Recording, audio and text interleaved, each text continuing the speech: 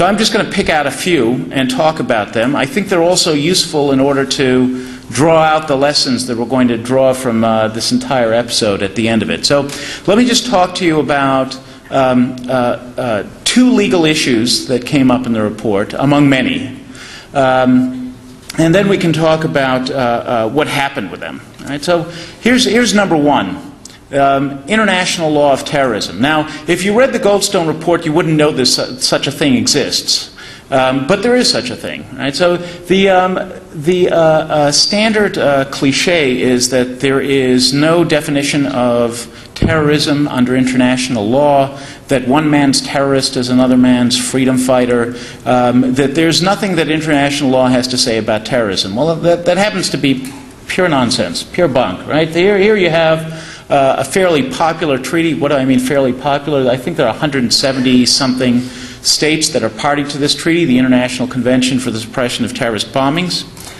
It has a definition of what constitutes acts of terrorism that are covered by the treaty.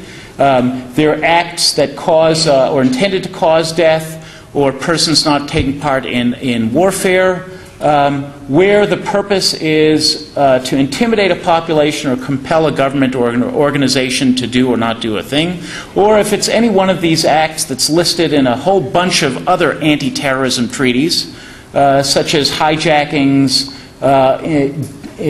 taking hostages, unlawful acts of violence at airports, etc. Right? A whole bunch of treaties you have on terrorism. Who is a terrorist? Well, it's not only someone who carries out such an attack, but it's also those who organize or direct others, or cooperate and otherwise contribute to the commission of these offenses when one knows that that's what's going to be done. Right? There's a wide variety of people that are terrorists under this treaty. There is no freedom fighter excuse under this treaty, right? They're under no circumstances justifiable by considerations of a political, philosophical, ideological, racial, ethnic, religious, or other similar nature. And there are legal duties that attach to this. A state that's a party to this treaty has the duty to punish the offenses of terrorism. Okay?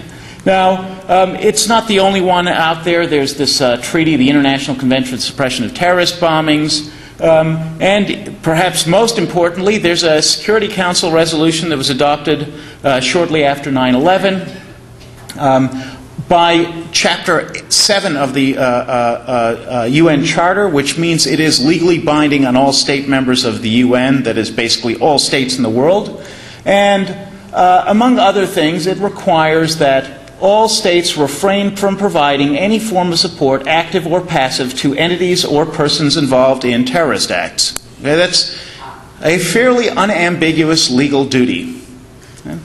Now, the Goldstone report concerned the Gaza war in 2009 between Israel and Hamas. What is Hamas? Well, I'm going to guess that with this audience I don't have to give chapter and verse of why it is that Hamas is a terrorist organization.